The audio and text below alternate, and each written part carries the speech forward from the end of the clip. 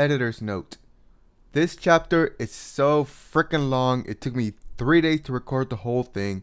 So I'm going to be splitting this chapter into multiple parts. The Legend Reborn by Scotimus. Chapter 3. The Awakening. Taeyang sighed while rubbing his temple.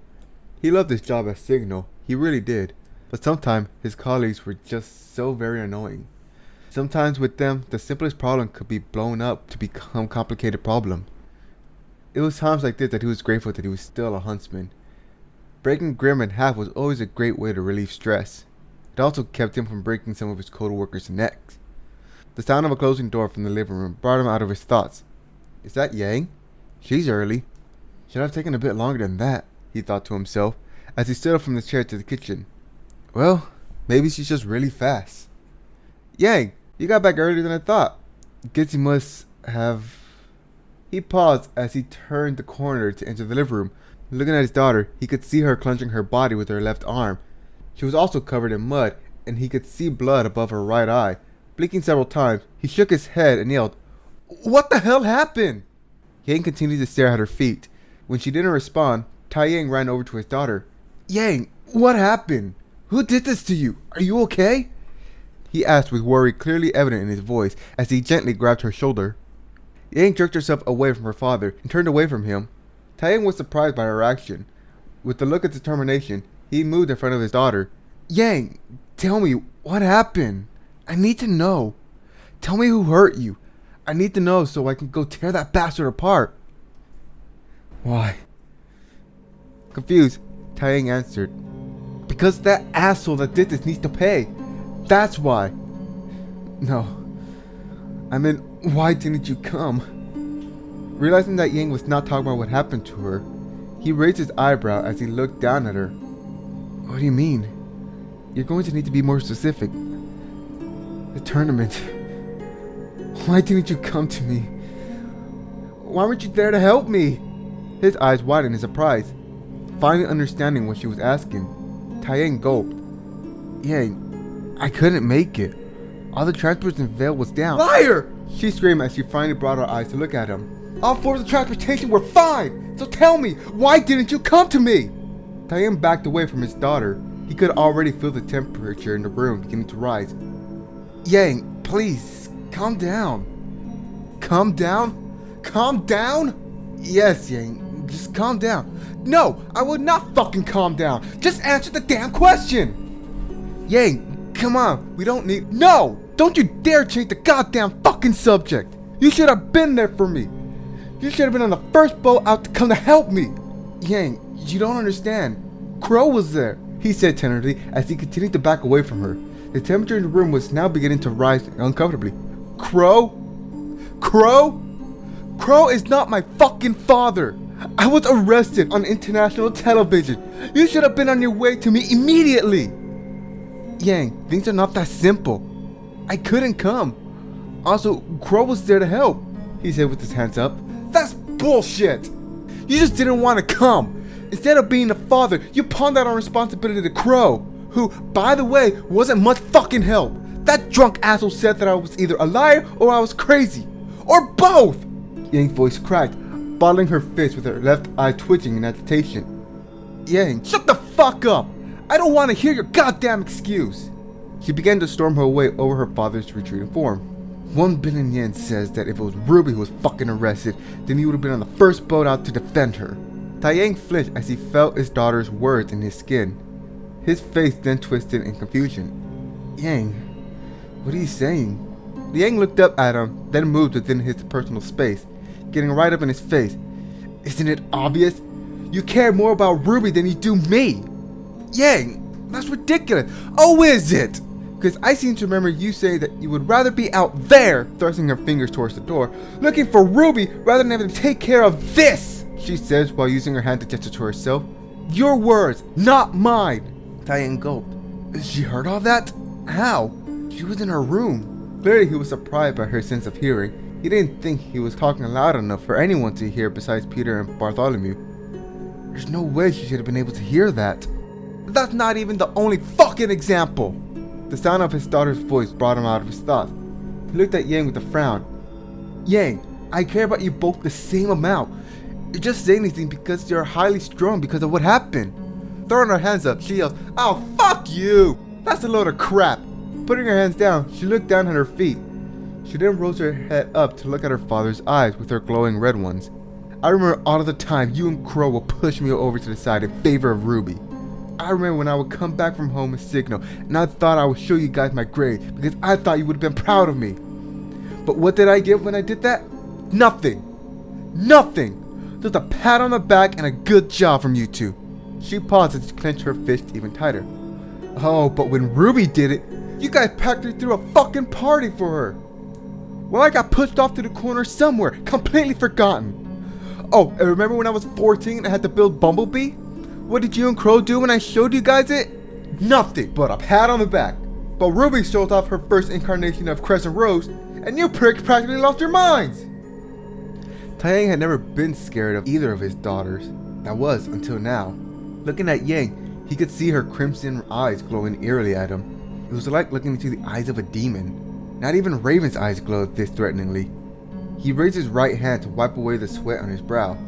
Temperature in the room had risen to great heights. The whole room felt like it was just a couple of degrees away from catching fire. He had experienced his Yang outburst before, but of course he had. He was her father. He was used to Yang making everything around him hotter, but she had never made the room feel like it would start to spontaneously combust at any moment. It was getting difficult to keep his eye open with the intense heat. He needed to try to find a way to calm her down. Yang, please, just calm down. Shut up! Yang's eye grew wide in anger. I told you I am not going to calm the fuck down! Her eyes were now becoming bloodshot, and several veins were appearing in her forehead as her anger increased. You bastard have always made her your priority above me! For most of my damn life, I was made to be the second best! For a while, I will always ask myself, why do you favor her over me? I think I finally figured out why. Yang could hear her heart drumming in her chest, her breathing ragged from rage, shooting her father a rather nasty look. The reason is because I remind you of her. I remind you of Raven. Yang, I already told you that I'm glad I see so much of her inside of you, he countered in a panicked voice. Oh, that's not what I meant.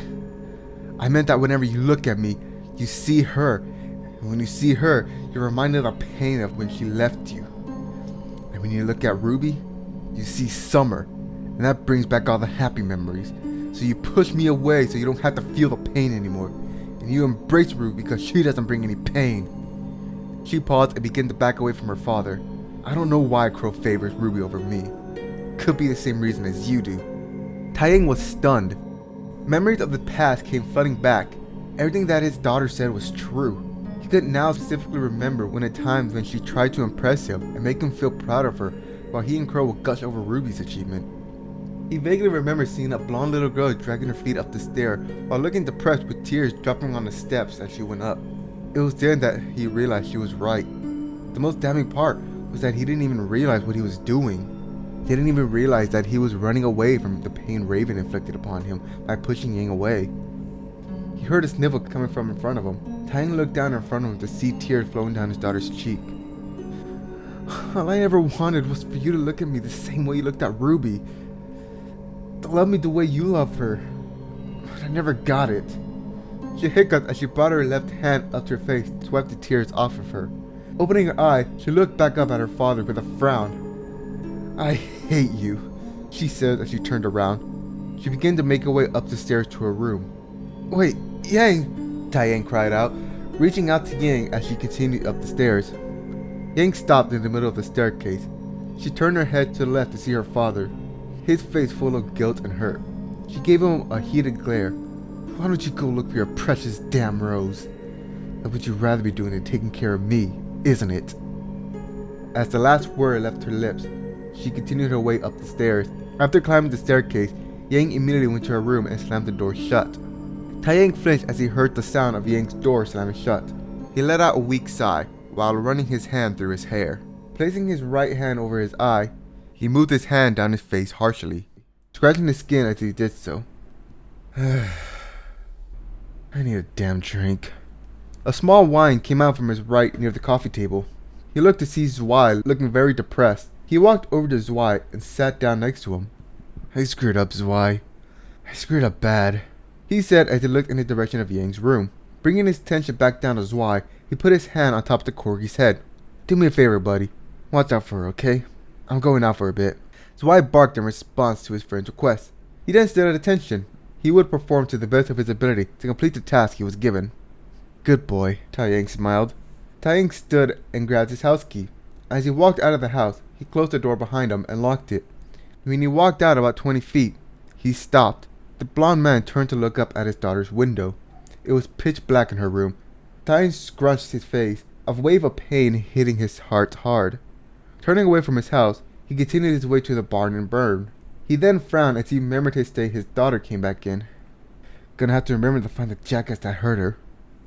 The sound of sniffing and hiccup echoed throughout the dark room. The source of these sounds sat in the middle of a bed. Yang held her knees to her chest as she buried her head in the middle of her legs. She tried to stop the tear, but the dam had been broken, and there was no way to stem the torrent of water that flowed from her tear duct. As she was crying, she wondered what made her so undesirable. Why did people always leave her? What was so bad about her that caused others to abandon her? All she had ever done was give her heart to those she cared for. All she ever did was give. There was people who warmed their way into her heart, and she gave her all to them. She helped them when they needed her. However, when she was the one who was in need, those very same people just left her. She was always the one who got left behind. Always the one who was abandoned when times got rough for her. First, it was her own mother. She still didn't know much about her. Yang had tried over the years to get Crow or her father to open up about her, but they always told her that she didn't need to know anything and that she was better off forgetting about her. It wasn't until recently that her father divulged some things about her. Next was her own father. He might not have done the same kind of physical abandonment, but he still left her emotionally. Not just once, but twice. The second time, he didn't just abandon her, but he also dumped the responsibility of taking care of RWBY on her.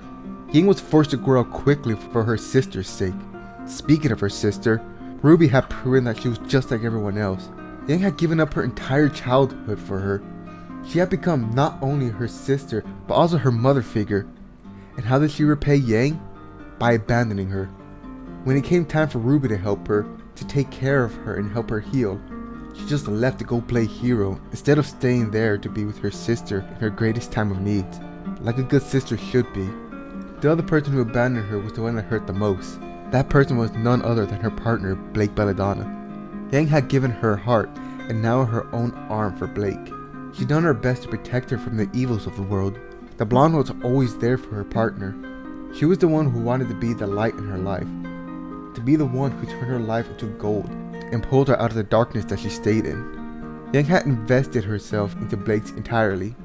She truly believed in that girl and thought that she would be the one constant in her life above everything else. However, she was proven wrong once again when Blake ran away. The amputee still had no idea why her partner left. The strange thing with Blake was that no matter how much she tried, she could never bring herself to hate or resent her in any way. She was able to resent her sister, her father, and her mother, but not Blake. Even though the fondness had left her, whenever Yang thought of her, those thoughts would always make her want to have Blake in her arms. She just wanted her partner back.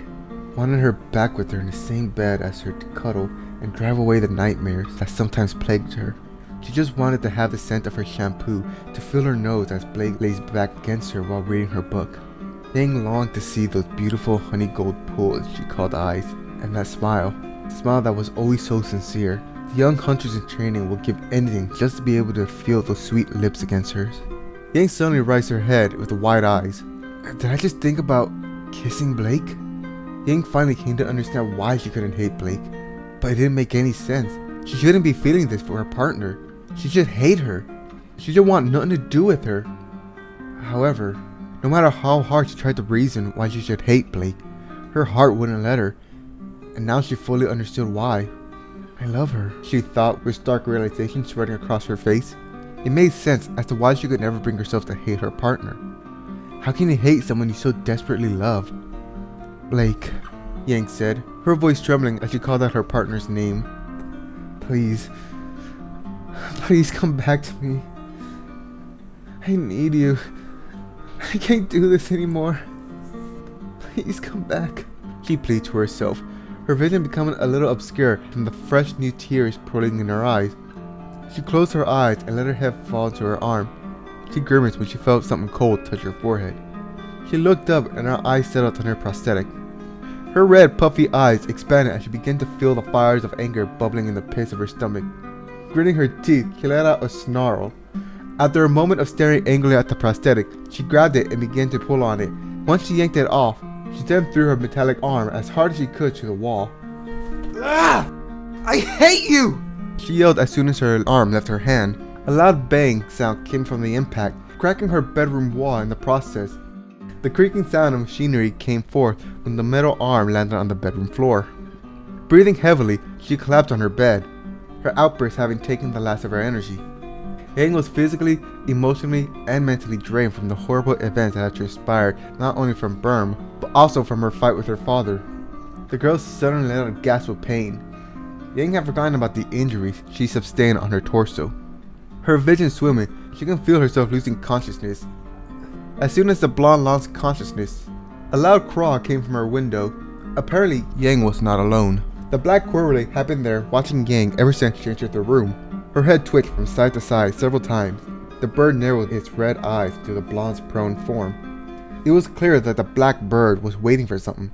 It could feel something was going to happen with the brawler. After an hour of being unconscious, Yang was roused from her sleep by the sneering pain in her right arm. Scratching her face in pain, the blonde let out a series of groans and grunts. Finally, she opened her eyes. Her breathing became ragged as the pain got worse as each second passed by. Using her left arm, Yang tried to push herself up from her bed, only to have a sharp and intense pain shoot through her body. She cried out as she fell from her bed and onto the wooden floor. This pain was far more intense than anything she had ever experienced. Reaching up with her left hand, she gripped her right arm. When she did, Yang felt something very hot. She looked over her arm to see what was the cause of this unbearable heat, and what she saw both terrified and shocked her. The entirety of what was left of her right arm was covered in a golden fire. Yang began to panic, her face twisted in horror. A moment later, she was assaulted by a new wave of pain that was worse than her previous one. Falling back down onto the floor, the young brawler squirmed in agony. She opened her mouth and let out a roar of pain, with golden lines starting to appear across her body. These lines were her veins, emitting a golden glow. To Yang, it felt like her heart was pumping molten yellow lava through her vein.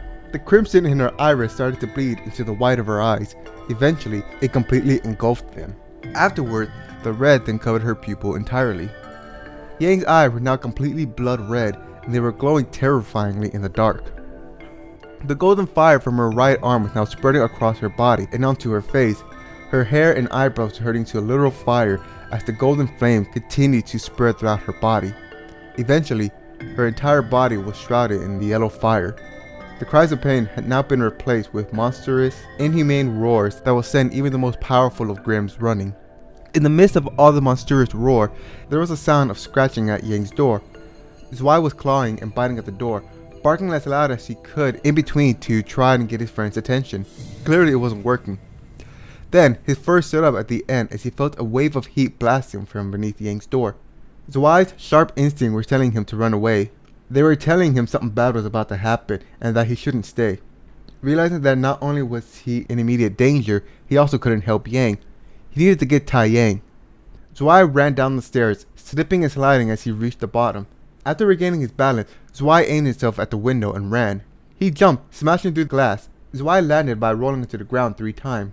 As soon as he righted himself, he ran in the direction of RWBY. Tai Yang's scent would guide him. He only hoped that he wouldn't be too late. The black bird that was perched on the branch outside of Yang's window watched in fascination. It shifted closer to the window as the humanoid-shaped golden flame threw its head back and let out a demonic roar, causing the fire from his body to explode out. The roar had also caused the window to shatter. The bird ducked down to avoid a large sharp piece of glass, while also turning its head away to avoid similar shards from hitting its eyes. When it lifted itself back up, the bird turned its head back at the house to see the whole thing had been set ablaze by the fire from Yang's body. Bringing its attention back to Yang, it notices with astonishment that the golden fire from Yang's stump started to extend downwards towards the floor. Eventually, it reached a point where it stopped. The fire had started to form a hand. After that was done, the fingers and thumb began to manifest. When Yang opened her mouth, she let out another thunderous roar that actually sent out shockwaves in all directions, with golden fire spraying from her mouth. The obsidian-colored bird's scarlet eyes widened. Sensing danger, it initially took to the skies and flapped its wings as hard as it could, flying away from the Xiaolong resident as fast as possible. When the raven looked back, it could see what could only be described as a small dome of pure fire. Suddenly, a shockwave more powerful than the last hit the bird and sent it somersaulting through the air and crashing into a nearby forest. After the last shockwave, the yellow dome had expanded even further, swallowing parts of the forest that was near the Xiaolong household. Unfortunately, the dome didn't stop expanding. Now that it was growing at a steady rate, vaporizing everything in its path, both the local fauna and the Grimm were running in fear from the awesome power that they were feeling. After a few minutes, the dome stopped. From a bird-eye perspective, one could see that the golden dome had expanded so much that it engulfed half a patch. A few moments later, the top of the yellow dome started to cave in, creating a depression on top. Then all of a sudden, the dome exploded upward, forming a large pillar of fire. Massive earthquakes started to ripple all over patch, and even going through parts of Vale. The quakes from the explosion were upheaving the earth from remnants and uprooting trees. Hurricane force wind coming from the point of origin of the explosion. An intense wave of heat washed over patch, causing wildfires to appear in the forests of the island. Swirling vortex of fire began to torch down on the land, destroying everything in their path. The column of fire continued its ascent towards the heaven, vaporizing any clouds it came into contact with, and setting nearby clouds aflame. Slowly, the night sky turned to a deep crimson. Red lightning began to streak across the sky, and some even crashing onto the ground. After some time, the diameter of the pillar began to shrink. As it shrank, the pillar left behind a black crater with water from the ocean rushing in to fill it. The red sky began to fade as the fire tornadoes disappeared. The earthquake ceased. Calm was now returning to patch, or what was left of it. Looking from the top down, one could see that half a patch was destroyed. When the column had disappeared completely, there was a humanoid flame with pure red eyes that was floating above the rushing water. It had large fiery wings protruding from its back. From there, flaming feathers were gently falling into the water, and the ones that the wind picked up fell across the land. Hearing something, Yang turned her head to the direction where the sound came from. She then turned her whole body into the direction and began to slowly descend towards the land.